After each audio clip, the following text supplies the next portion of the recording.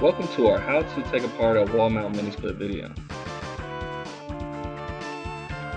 Tools we'll be using: snips, I'm going to use those to cut the tie downs. The Allen key is going to be to release the brushless motor. The 4-in-1 to remove screws.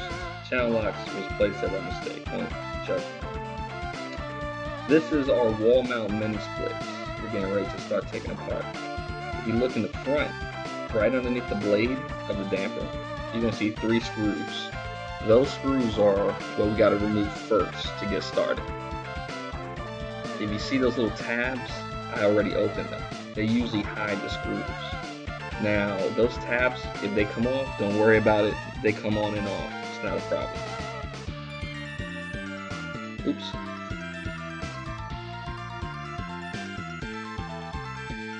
You see how the screw got hidden? And there we go. Open up those tabs, unscrew. In the back, there's hinges. They're more like hooks. So the trick to removing the hooks is to lift the front up and then pull completely.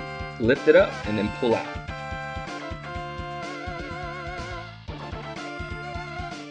So now once you get the 3 screws in the front off, the front actually just unhooks very easily. If you pull out and pull up, the front of the mini split actually comes off. Just be careful not to get hung on that damper blade.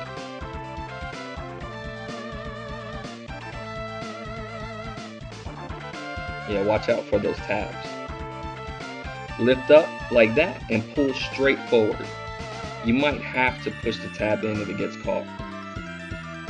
But for me this time around it didn't catch. It was pretty easy. So like I'm going to show you again, lift up, pull straight out. Lift up, pull straight out. Ba-dow, you got it off. Once you get the cover off, that's usually the hardest part. The PCB board, that comes off really easy. That tab that I have my finger on is the only thing holding it.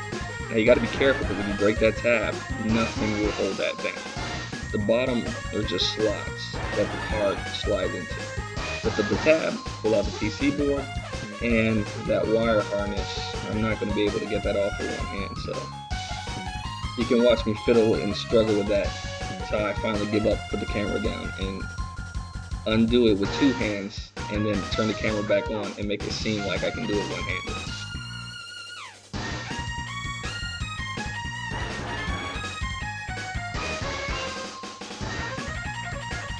Easy. Now we're going to cover the drain pan / damper. Now when the Panasonic unit is off, that damper is in the closed position, but that's also a drain pan.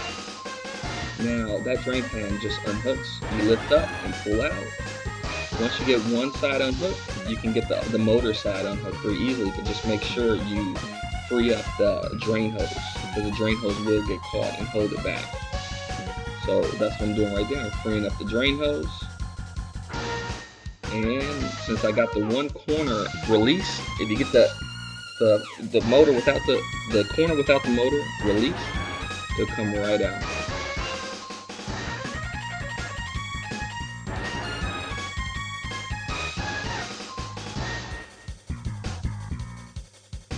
So we pull out on a little bit and pull up, comes right out.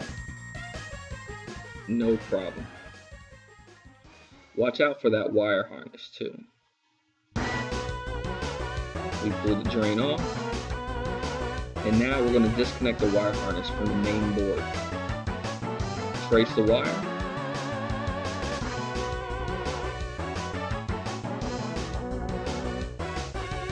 That housing has these clips that the wires slide into to get secured, and they use that tape to kind of keep it in place. This cover right here actually comes off pretty easily.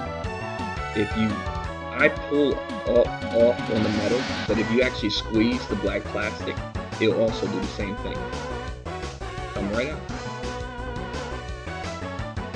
Now we're going to pull out the main board so we can disconnect our wire harness to our damper motor.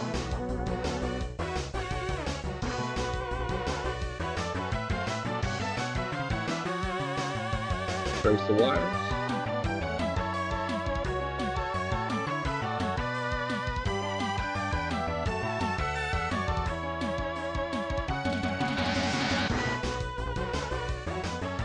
Disconnect the wire harness from the main board, and you don't necessarily have to worry because each harness is made specific to its connection, so you really don't even need to memorize. It's really difficult to mess that up, but some people are professionals at messing up, so we're going to set everything on the table and keep it separated so we don't lose nothing. But before I keep going, I'm going to show you that that drain pan actually can get changed. It's reversible. You can turn the left to a right-handed pretty easy. Just take your 4-in-1 and unscrew the locking screw, which is difficult for me to do one-handed.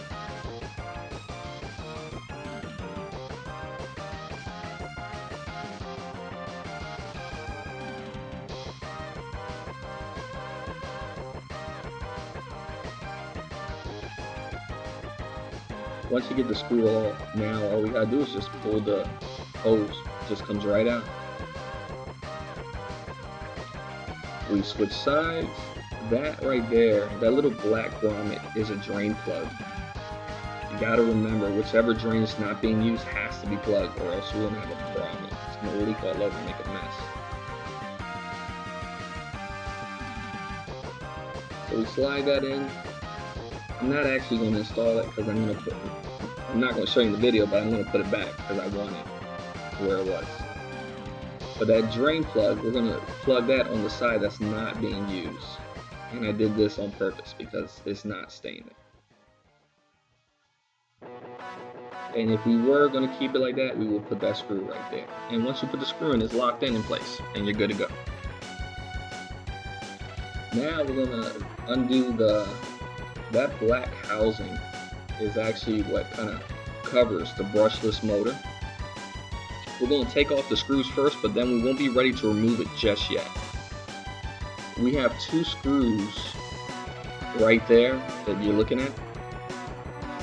That right there is actually covering the motor connection. The brushless motor connects to the blower wheel, and it actually has a Allen key connection. So we have 2 screws in the front. We have that 1 center screw.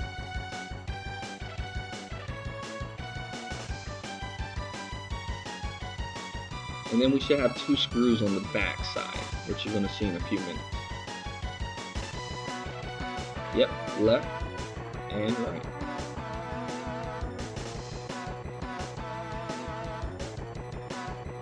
Now, the white and black are your power cords. The red is the communication cord. Now, I'm just going to loosen it up for a second. But those terminals are not U terminals, they're complete circle terminals. So unfortunately, you got to pull the screw completely out to remove. Did you see? Just by loosening it, you still have it won't come off. That red one I got in my hand there is the communication, and the white and black is the power. Alright, we got that disconnected. Now we're going to pull off the main board.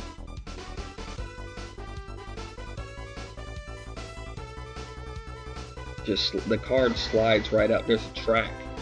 Be careful about that track. Now that I just showed you, that blue wire harness is the board. It will not pull off if you try. That I'm not going to show you real good on this video, but there's a clip in the center. In between those 2 white clips, that blue clip's the actual release. If you push up on it, it'll come right off. That board, we have to pull off the thermistor. That thermistor has that clip. You will lose that clip, so be careful when pulling that off. That thermistor is important.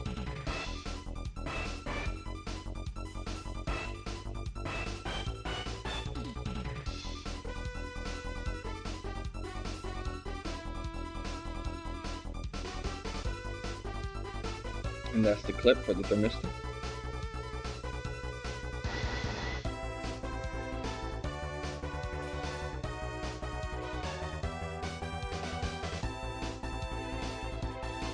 Now I'm just showing you that you need to separate all the screws, because a lot of screws, they got slight differences. So you can really mess yourself up the first time if you don't keep everything organized.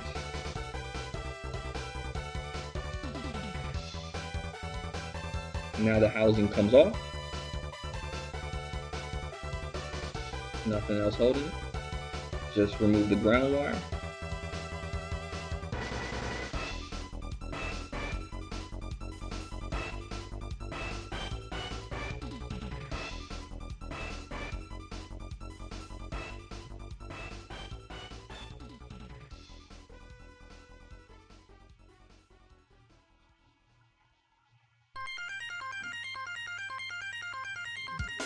And that's the brushless motor. The motor is now exposed.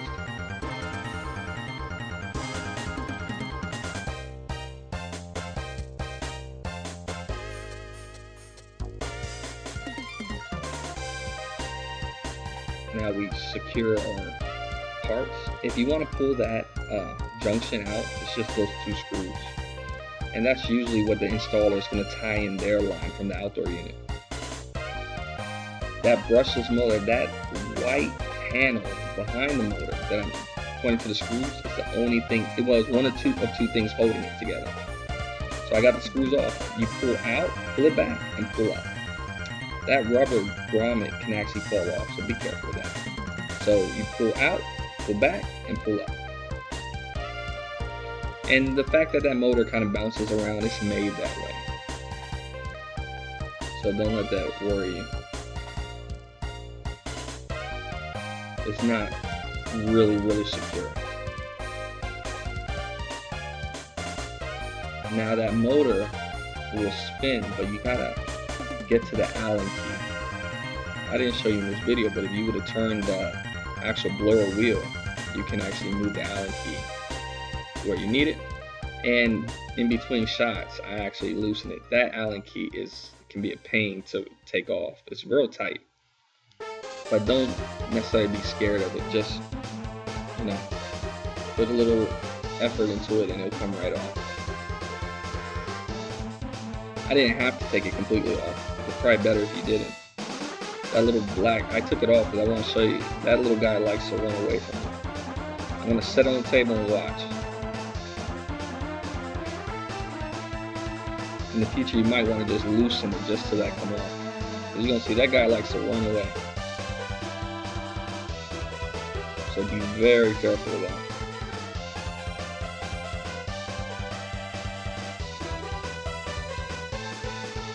Alright, now it's left with the coil.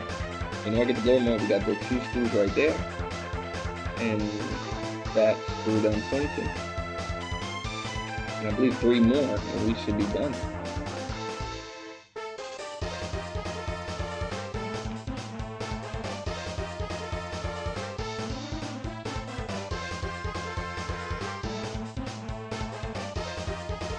And we got a screw in the back.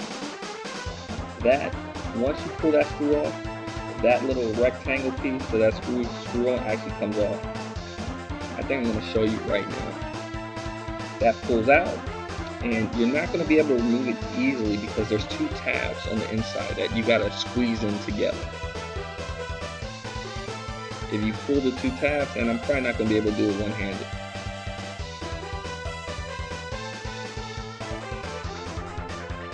Well, I got the one side. Be very careful because you can snap those tabs.